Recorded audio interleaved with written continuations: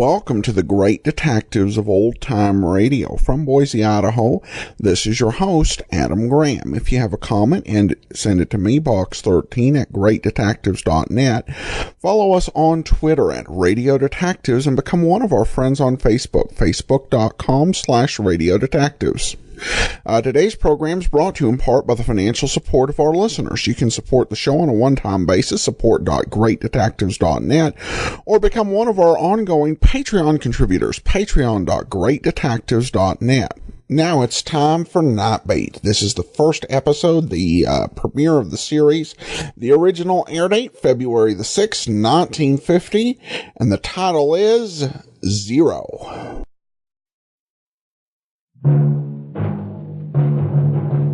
Nightbeat.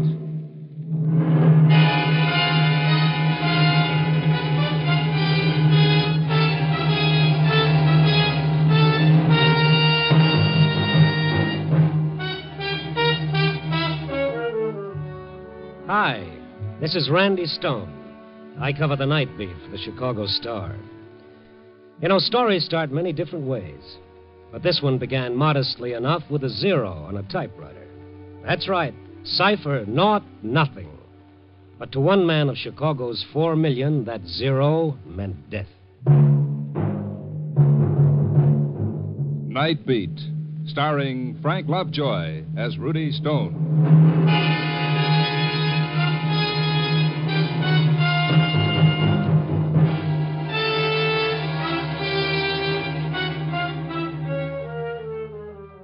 Mine is a funny kind of a job.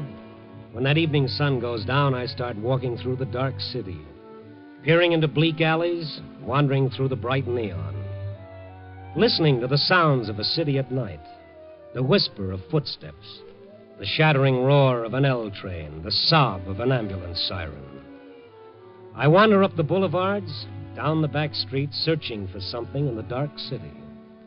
And what exactly is it that I seek? Brother, it's something more elusive than the farthest star. I seek the city's heart.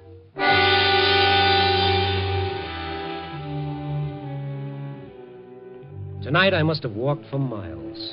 The cold wind off Lake Michigan ad-libbing with my ribs and the hot breath of my deadline biting into my neck. Then ahead of me I saw that friendly oasis in the darkness, Benny's all-night beanery, otherwise known as Tomaine Junction. Throwing caution to the winds, I started through the door for a cup of coffee. Operator, answer me. Nobody around but Benny polishing the counter. Operator, I've and been this little disconnected from blonde the yapping call. excitedly into the wall phone near the door. Please hurry. Such devotion, somebody should get that excited over me. Hello, Mrs. Warren. Yes, we were disconnected. Has he come home yet, Mrs. Warren? How are you, Benny? How's the bicarbonate king? Oh, hiya, Randy. You always say that, but you keep coming back.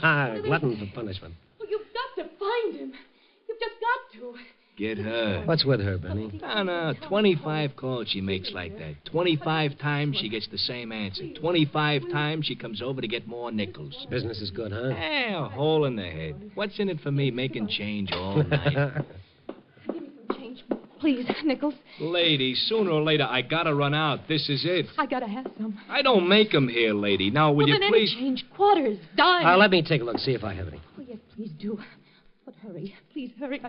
I gotta reach him. Randy, make with the catch. He's passing out. Oh, easy, lady, easy. Out cold. Coffee, Benny, quick.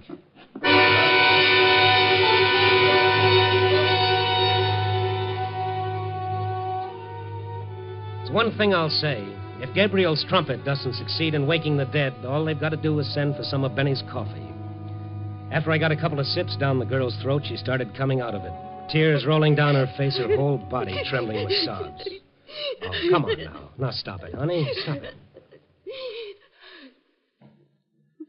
What happened to me? You passed out, but good.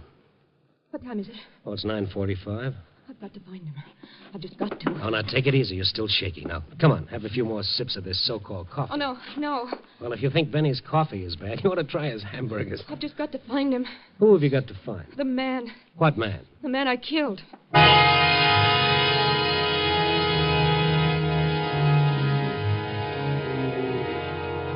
Ask a foolish question, you get a foolish answer. Only before I could ask any more questions, a little lady was on her way out of the place. I looked at Benny just to make sure he'd heard the same thing I had. He'd heard. His mouth was hanging open like somebody had taken out the hinges. I left the beanery and started after the girl. At first, I thought I'd lost her. Then I saw her sagging against the side of a building under the elevator tracks on Dearborn Street. She saw me coming. Why did you call me? What do you want? Oh, I'm just an old busybody. I don't know what to do. I'm going crazy. I should call Mrs. Warren again. Maybe he came home. Who? That man. The man you killed, huh? Well, that makes sense. Now listen. Oh, you don't understand. You just don't understand. This you can be sure of. I've got to find him. I've just got to. You've killed him, but you've got to find him. Yeah. I must go. Please. Please let me go. I'm not holding you, kid. I don't know where to turn. You don't want to go anyplace, do you? You want help. All right, here it is. I don't know you. My name is Stone. Now that we're formally introduced. The newspaper columnist? Well, the man's got to eat. Well, maybe you can help. Maybe you can, Mr. Stone. Yeah, but first I've got to know why you keep calling the home of the man you killed to see if he's gotten in yet. This is slightly confusing. All right, I'll tell you. My name is Ruth Baker. I'm receptionist and secretary for Dr. Stanley Loring. The specialist? Yes. Go ahead. There was a man, Philip Warren. A week ago, he saw Dr. Loring for an examination. Today, this afternoon, he came back for the report. I was in the outer office when Mr. Warren left the consultation room. He looked strange. Strange and frightened.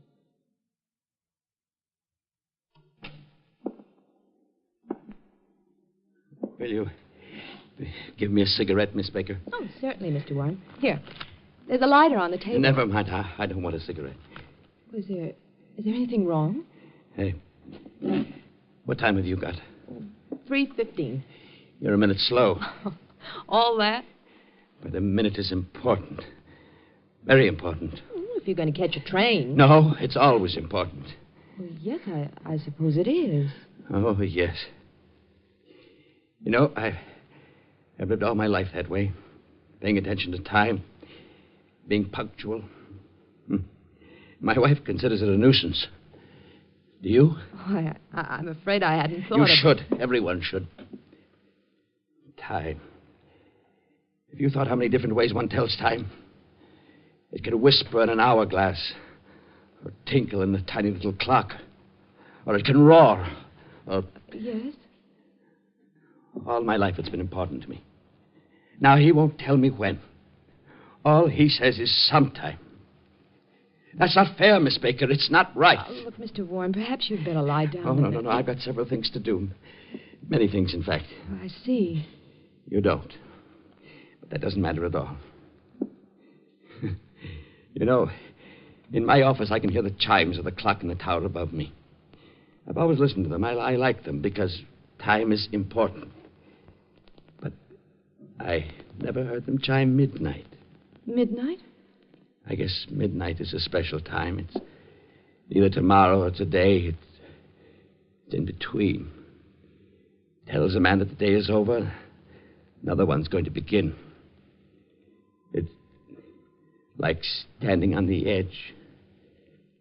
Goodbye, Miss Baker. Goodbye, Miss Baker. Yes, Doctor. Miss Baker, will you come in, please? Right away. Warren gone, Miss Baker? Yes, he just left, Dr. Loring. Yeah, that was certainly unexpected. I was almost certain it wasn't that serious. Well, put his examination report back, will you? Yes, sir. The closed file, Miss Baker. The closed? Yes. Oh, I'm sorry. What was it? Any inoperable condition? Oh, now I see. See what, Miss Baker? Why he acted so strangely. Oh, don't worry. You'll go home, think about it. When the first shock wears off, you'll accept it. What else can he do? What else can anyone do? After that, I went back to my desk, Mr. Stone. I was checking my files and Come on, Ruth, what? I made a mistake. A horrible mistake. What was it? Well, when a patient comes in for examination, only Dr. Loring knows his name. The technical laboratory has only a number on a card. Mr. Warren's was 5129. I typed it wrong. I typed 5120. The card number of another patient. It was a mistake. I put Mr. Warren's name under the wrong laboratory number. The number of a man who is going to die. Certainly Dr. Loring will be able to tell if Warren... Well, just a routine checkup would indicate symptoms. It took actual laboratory work to make certain. Oh, I see. He'll kill himself. He's that kind of a man. And if he does, I've killed him, murdered him. And if... I don't want to live. I'll kill myself, too. Oh, now, come on. No, there's no time for that. Does Dr. Loring know? I told him right away. And he tried to reach Warren? Oh, we've been trying since this afternoon. At his home? Everywhere. He must have gone home first because he left his wife a note. Suicide note? Yes. Ruthie, come on, let's go. Well, where? Warren's home. And if he's not there, well, Chicago's a big city. It'll be tough finding one man among 4 million people. But we can try.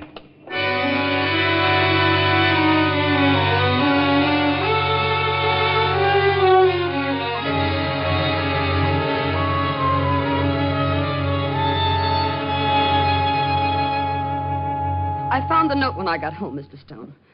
I knew Philip went to see Dr. Loring, but I didn't know... Just the note and nothing else, Mrs. Warren? No, nothing. You called the police right away? Well, of course I did. And you haven't left this apartment? Not for a second. Well, didn't he phone, try to get in touch with you at all? No, Miss Baker, he did not. And if my husband isn't found before he killed himself, I'll see to it that I've been telling you it was a mistake. Anyone could make a mistake like that. Mistake? To make a man believe he's going to die in horrible pain? No, that's no mistake. That's murder. The cruelest kind of murder. Don't, please. Get out of here and leave me alone. Get out. Wait a minute, Mrs. Warren. Why crucify this kid because she made a mistake that could happen only once in a million years? To my husband. To anyone. Oh, leave me alone. You want to find him, don't you? Well, now, what kind of a question is that? A nice, reasonable question. You want to find him. All right, help us. But what can we do? By midnight, he'll be dead. The note he left said so. Someone's at the door. It might be him. I'll get it. Irma. Mr. Warren? Warren? No, Paul. Yes. Paul, what did you find out? Well, nothing. I checked every precinct station between here and the Oak Street beach. Paul, this is Mr. Stone. And the girl who... I see. Paul is a friend of Philip's. Yeah, there's nothing you said? No one's seen him. And no suicide report? Not his. It's 10 now. We've got 2 hours to find him. You know, that bothers me. Why should he choose exactly 12 o'clock to die? If you knew my husband, you'd understand why. The ticking of the clock was the most important thing in his life. You could set your watch by his schedule. Up at 7:30 in the morning. Never 7:28. Never 7:31, 7:30. Breakfast at 10 minutes to 8. Irma, we haven't time to worry about Philip's idiosyncrasies right now. We've got to find him. As the young lady said, we've only got 2 hours. I'm sorry. Try to think the way he would. What does he do for those 2 hours? Where does he go? What does he want to see? He's lived all his life doing things exactly the same way. That's all. Well, that's something. What are you getting at, Stone? Well, I was just thinking. Nobody ever lets go of life without holding on to something else. Nobody knows whether you can take a memory with you or not. Maybe it's just a face, a melody, a favorite place. Nobody knows, but we like to think so. Philip. Go ahead. What were you going to say? Well, that Philip would want to die exactly as he'd lived, knowing exactly when and where. That's what I mean, Mrs. Warren. What? I want a list of every place your husband might go. But... Tell him, Irma. Well, there are so many places. 100, 1,000. What's the difference? Write them down. I'll go with you, Stone. No, you stay here with Mrs. Warren. Somebody's got to be here if he shows up. And step on it with that list, Mrs. Warren. We've got a lot of places to cover by midnight. If we haven't found him, then we can cut our list down to one place. The county morgue.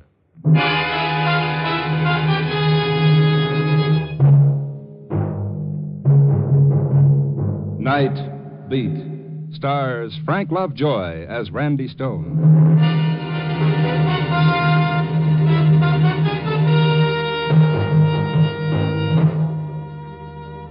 Find one man out of 4 million people. Find one place out of 1,000 square miles of city and do it in 2 hours, 120 minutes.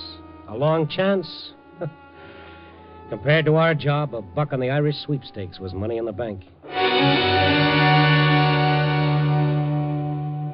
We had 2 things in our favor.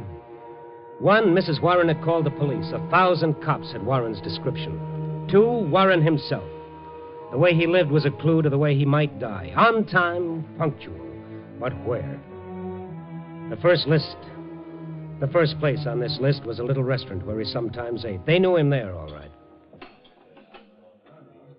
Mr. Warren? Yes, I know him. Has he been in here tonight? Tonight? Yes. Yes, tonight. I see you don't know Mr. Warren very well. Mr. Warren comes here on Tuesday evenings only. This is Monday.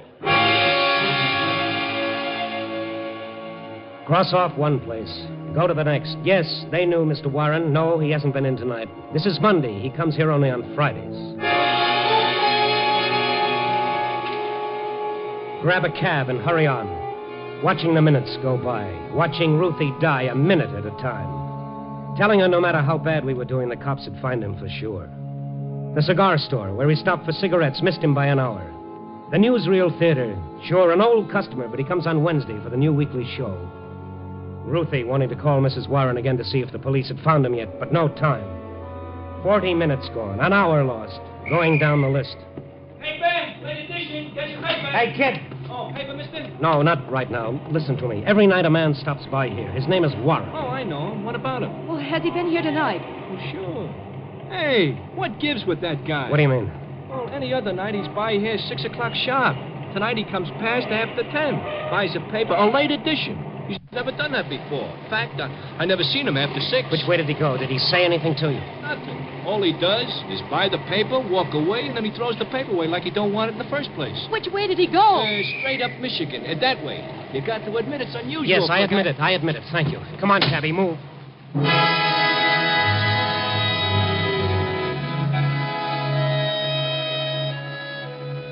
So we went straight up Michigan Avenue that way. All we accomplished was to lose another 5 minutes of our time. And, brother, when it came to time, we were really scraping bottom. Those ever-loving cops were becoming more important by the second. One by one, we kept scratching names off the list. The cafeteria, where he sometimes stopped for coffee, but not tonight. The drugstore, where he stopped for stamps, but not tonight. Then the last place on the list, the very last. A little cocktail lounge on Michigan Avenue. One of those she joints where the lights are so soft and low you can't watch the bartender watering the booze. Our 2 hours were just about all used up. Can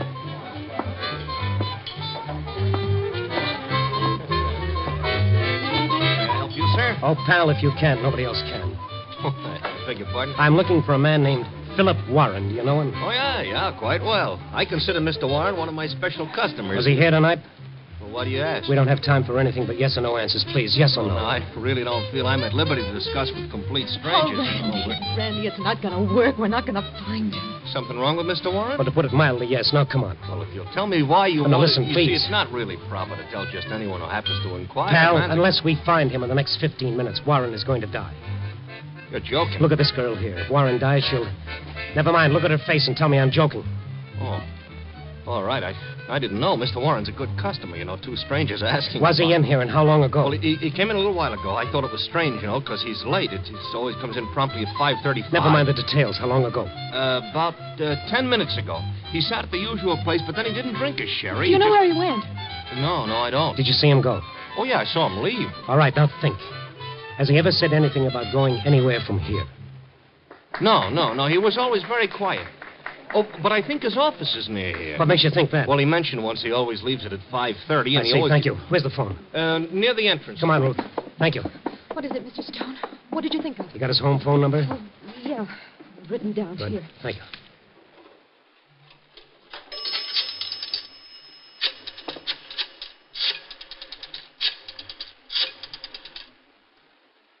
Why are you calling there? I want to know where his office is. But why? All his life, punctual, methodical. Everything to him was a habit. Maybe it's a crazy hunch, but I could be right. He could have gone to his office. Yes, you could be right. Come on. Answer. They've got to be there. They said they'd stay. They don't answer. Ruth, do you remember where his office is? Must be on your records. Oh, I don't remember. Oh, but we can go and get it. There's no time. Try it again. They're not there. I told them to stay there, the fools. What? The phone directory. Might have a business listing for him. Warren. Paul. Philip Warren. Is it? No, only his home phone, the number I just called. Mr. Stone. What? If Mrs. Warren isn't home, she might have gone to the police. Maybe they found him. That could be it. Keep your fingers crossed that they found him alive.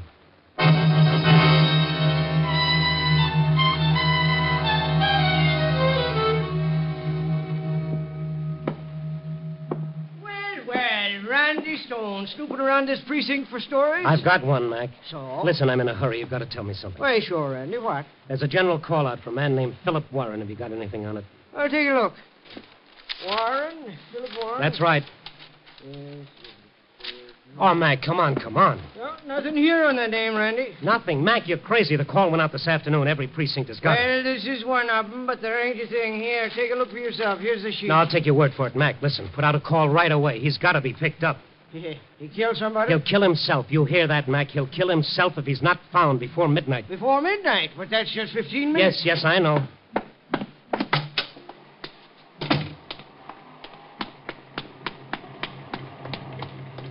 What did they say? They didn't have a call for him.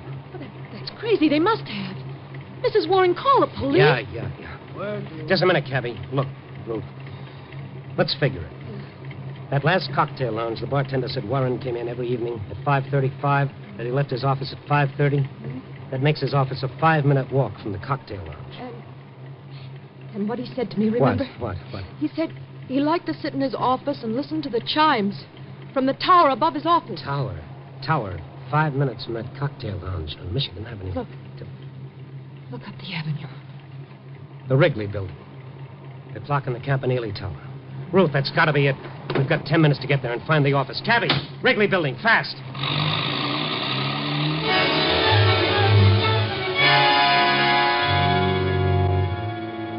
The red on the traffic lights didn't mean a thing, but it still took us 3 minutes to get to the Wrigley building. When we got there, the hands of the clock in the Campanile Tower pointed to 7 of 12. And as we looked up, the larger hand crossed out another minute of Warren's life. One more went by before the night watchman heard me pounding at the doors. And then he opened them. Hey, what's all the fuss? Look, my name is Stone. Chicago Star. Yeah, will that give you the right to pound on doors? No, please, just listen. Huh? Does a man named Philip Warren have an office in this building? No, he ain't got no office.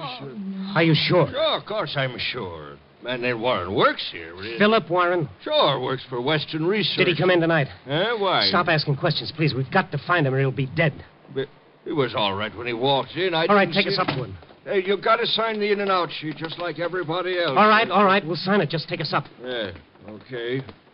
Got to use the freight elevator, though. Regular ones don't run at night, not this hour. I don't care which one we use. Just get us up to Warren.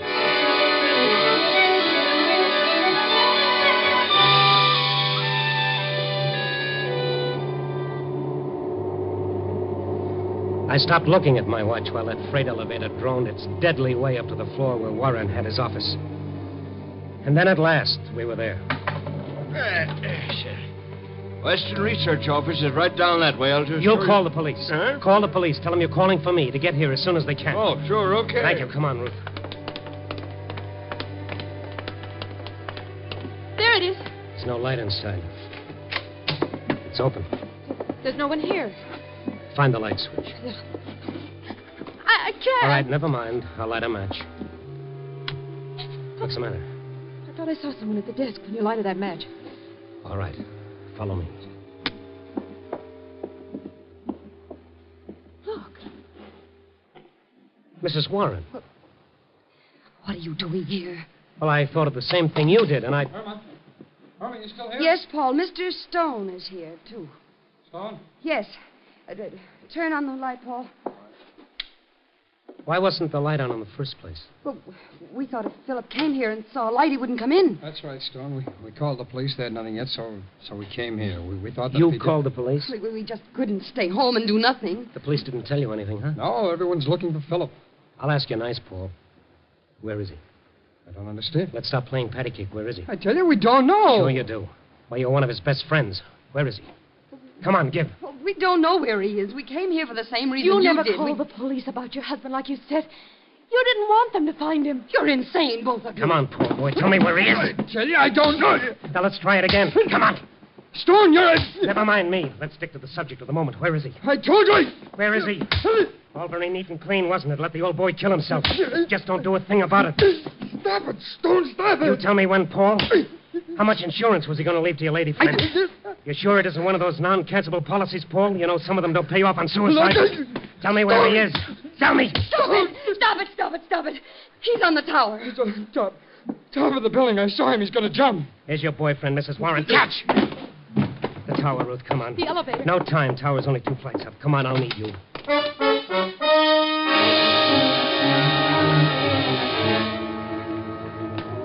was 1 minute of 12 when we took the first step of the 2 flights. The run-up was like one of those dreams in which you stand aside and watch yourself. There was a queer, impersonal detachment about it that made the horror even more real. And then we were out on the roof. Do you see him? No, not yet. What the? Where? Look! On the tower! Warren! Warren, wait! Warren! Yes, I'll wait. Because it's not quite time. I've got to finish off the day. You've got to listen to me. You're not going to die. Do you hear me? He said I was, but he wouldn't say when. He wouldn't tell me when. But I know, I can tell you. It's not quite 12, but when it is. Warren, look here! Ruth, make him listen to you. Mr. Warren! Look at me! You know who I am? Yes, I know. I know everybody in the world. And I can see everybody from here. Please! The report was a mistake. You're not going to die, do you hear? It was a mistake. Please, listen to me. You're lying. You're all lying. Everybody lied to me all my life. You want me to suffer. I can't. I tell you I can't. And I know when I'm going to die. But you're not. It was a mistake. My mistake, not the doctor's. I swear. We're not lying to you. I swear it. Randy, wait. Oh, mother in heaven. Get your boys ready, Mac. They're all set. But him? What about him? Keep talking, Ruth. He's watching you. Keep talking. Mr. Warren, you're all right. Do you hear? You're not going to die. He said I was. He told me. It was a mistake. Please don't lie to me, please. It's the truth, Mr. Warren. You're not going to die. Do you believe it?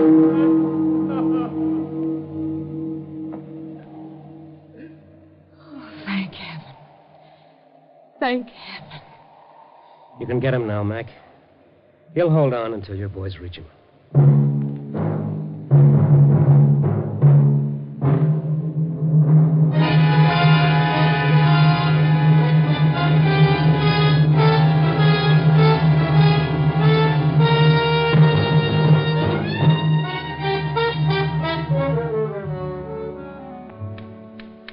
So here I sit, trying to write my story for tonight. But I keep hitting that one key. 0. 0, cipher, naught, nothing. Ah. Oh, dear. Someday, a nice, peaceful story is going to be written about a flock of happy little birds leisurely circling a burned-out world, wondering whatever happened to all those crazy two-legged characters who spent their lives knocking each other's brains out. What a nice thing to read that'd be. Yeah, but wait a second. Who'd write it? All right, you broken-down two-bit philosopher. The makeup editor's got to go home, too. So let's get going. Hello? Give me a rewrite.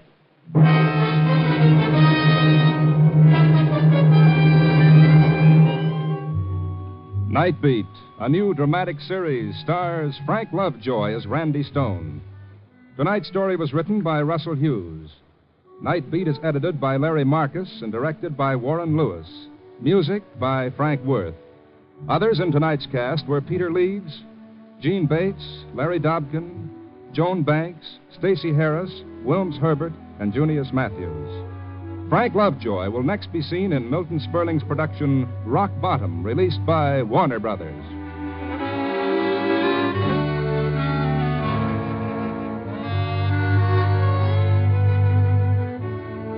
Listen next week at this same time and every week as Randy Stone searches through the city for the strange stories waiting for him in the darkness. The stories that come out of the shadows to find their way into Nightbeat.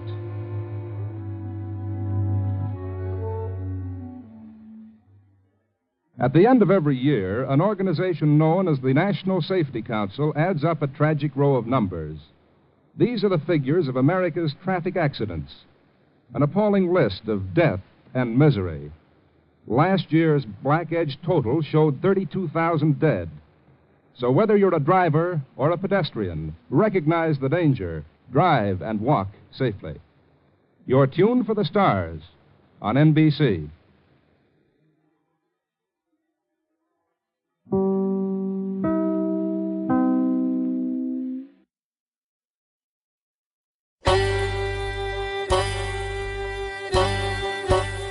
Hi, this is Andrew from OTRWesterns.com. I wanted to invite you to come take a look at our site where we put out podcasts of old-time radio westerns.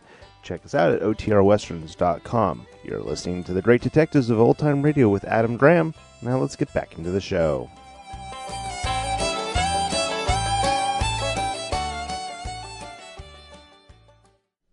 A very solid start for this series. Nice sense of suspense and tension, and I really enjoyed the psychological angle.